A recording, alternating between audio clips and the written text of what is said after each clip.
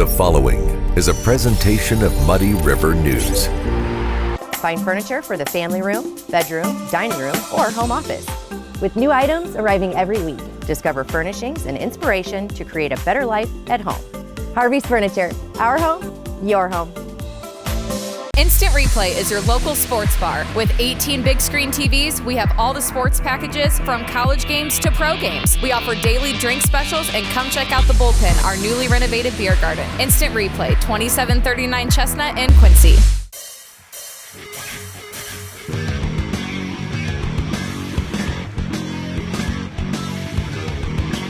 Hey everybody, welcome to the Daily Muddy. I'm Ashley Conrad, and it's time for Coffee Talk. And of course, Brittany is here. As always, lovely to see you. Thank you. Yeah. How you feeling? Pretty good. Yeah, you're lying. But that's okay. We're going to,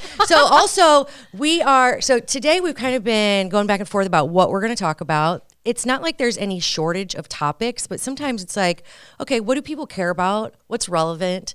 But also some of the things we were texting back and forth about, they're real heavy.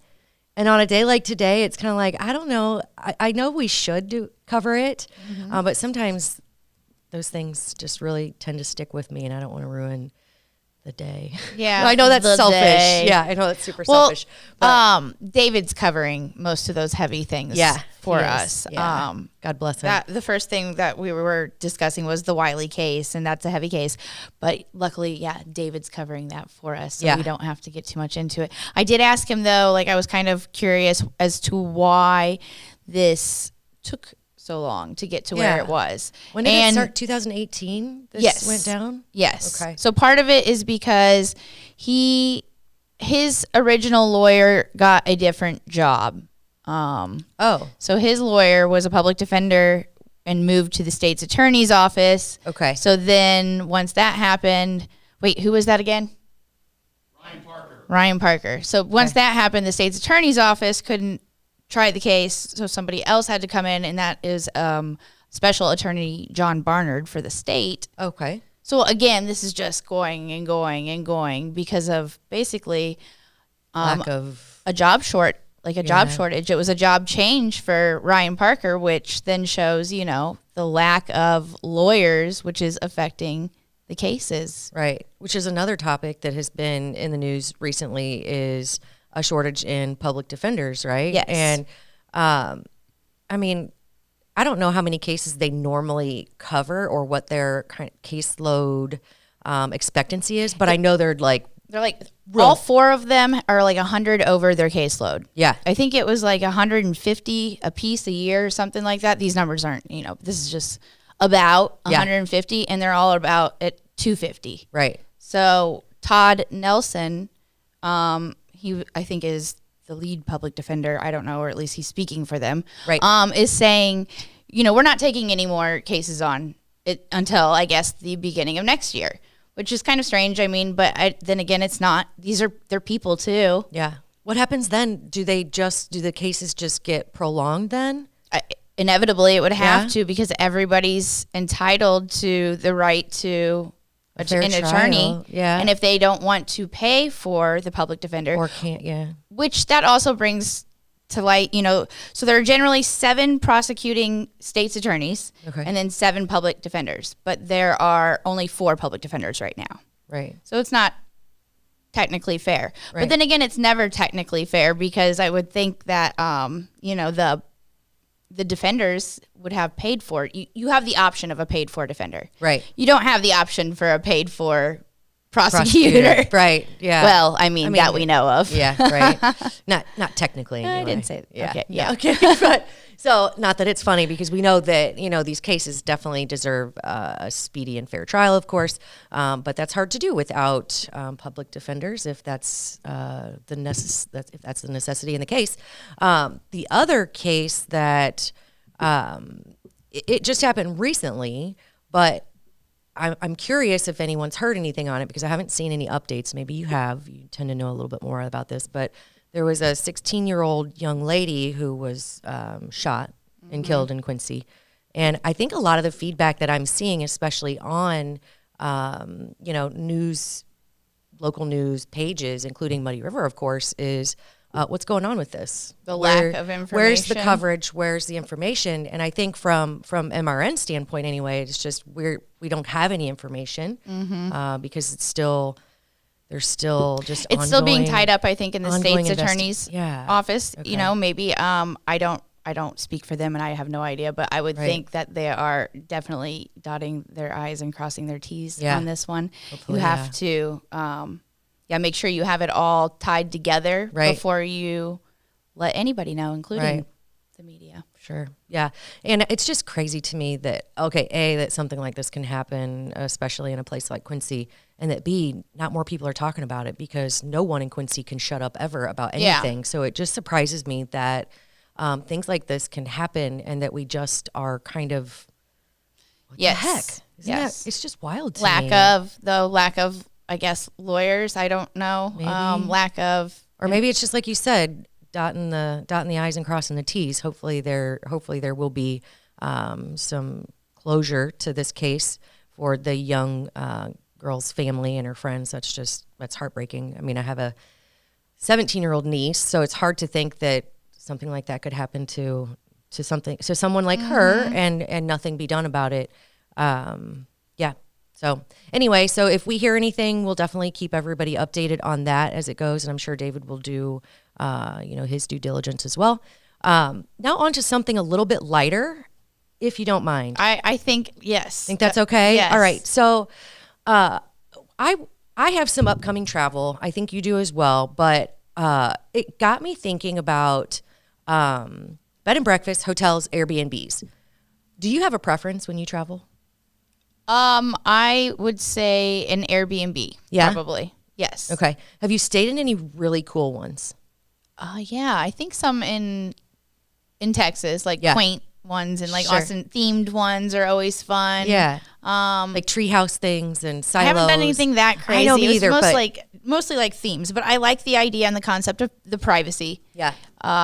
We had a Florida vacation, a family vacation, and I've heard about it one time. It was a nightmare. Yeah. But part of that was we stayed in a resort or like a hotel that was beachfront, which was great. It was lovely. It was nice, but no.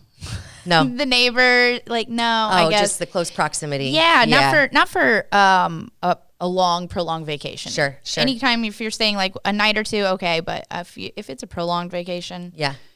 Well, Quincy, so one of the things in my kind of thinking, I was like, I know Quincy has some. So I just kind of went out to Airbnb and VRBO just to see what Quincy had to offer. And of course, we have a few great hotels in Quincy too, so I don't want to not mention them, namely Quincy Town and Country Inn and Suites, because that is one of my favorite places to go, even just to visit. It's beautiful. Nicest. It is the nicest. But aside from hotels, and I think we have maybe a couple bed and breakfasts, but we have 184 Airbnbs in Quincy. Did you know that?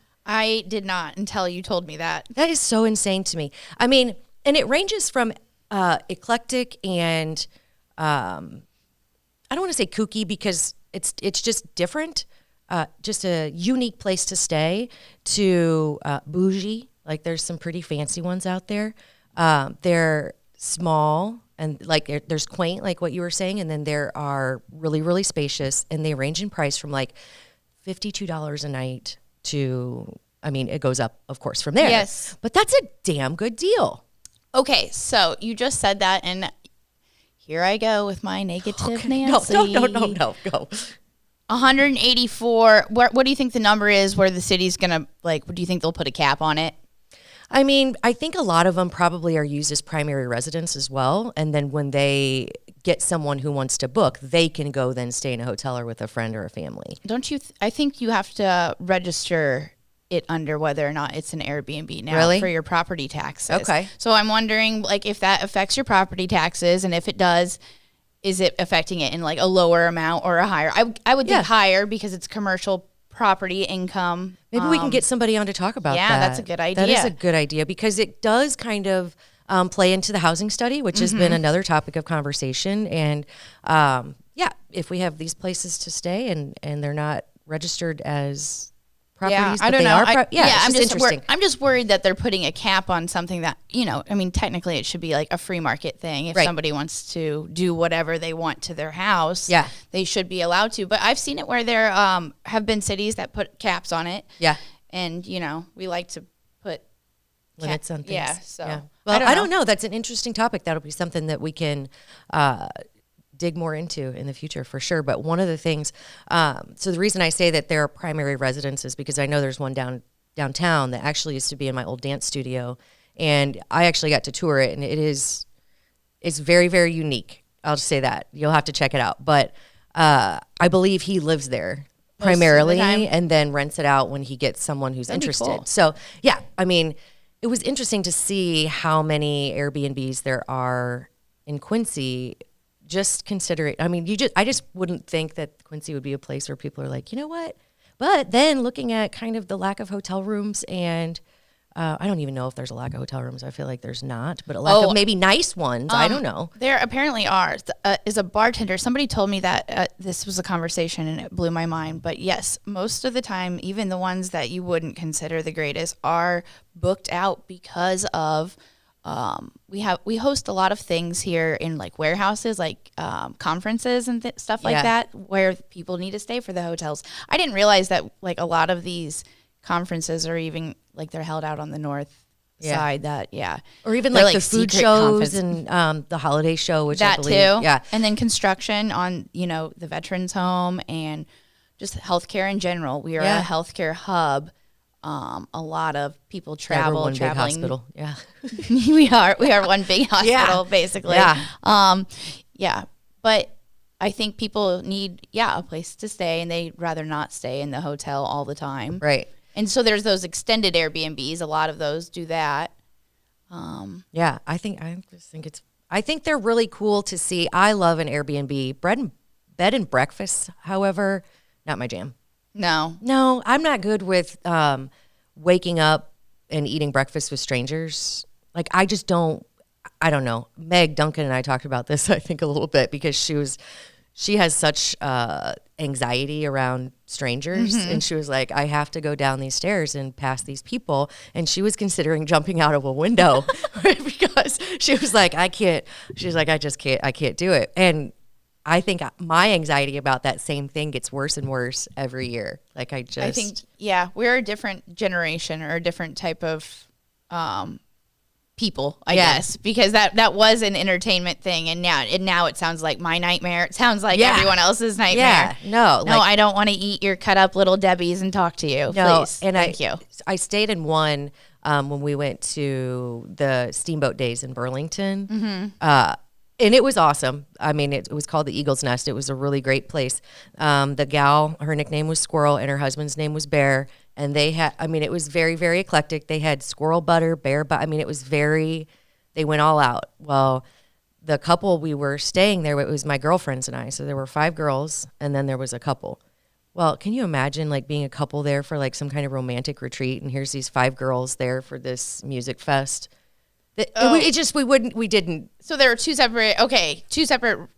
Yeah, there were 3 different kind of suites, and we had the actual Eagle's Nest up top, and then there was another room taken by this couple, and I was like, I feel bad for them, not just me. I'm like, I do not want to sit down and eat breakfast. I know we're reeking of booze, and this is when we were younger and wild. I was like, oh gosh, we cannot sit down and eat breakfast with these people, But you did anyway. We did, and they were gracious. But it was probably the line in the sand. I was like, I think I'm all done with bed and breakfast. And not to say that's how everyone feels. That's just my opinion. But I wonder how that's going to go in the future. If it'll come back around as something that people like to do. Oh, it will be something cyclical. Yes. It's not wild how things like that happen. Niche or unique or it'll come back. Yeah. Oh, well, and I'm not huge on breakfast. I don't cook it. I don't eat it. So I'm like, but interesting anyway.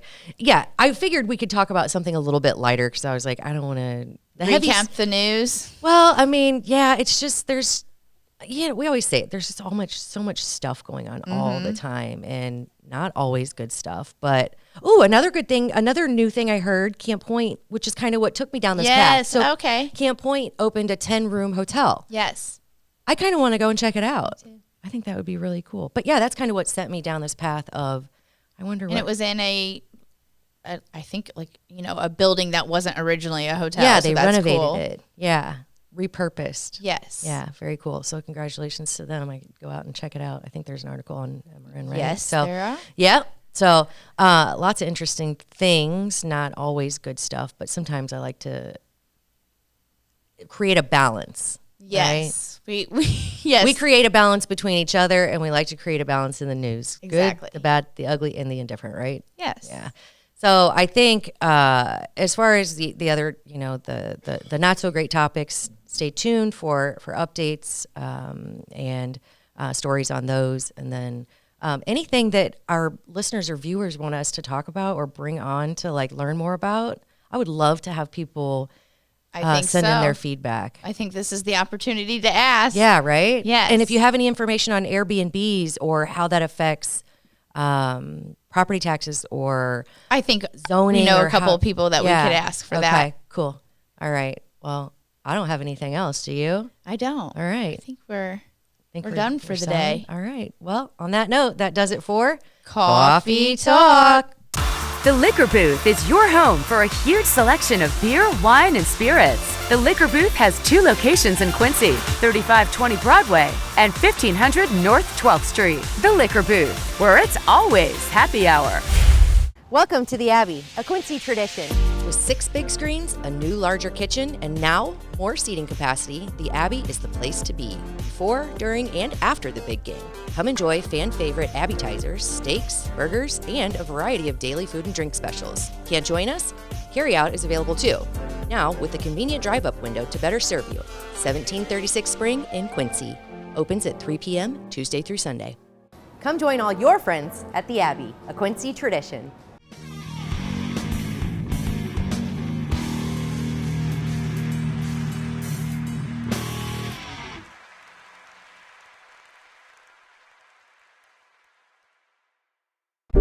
Muddy River News. Our home, our news.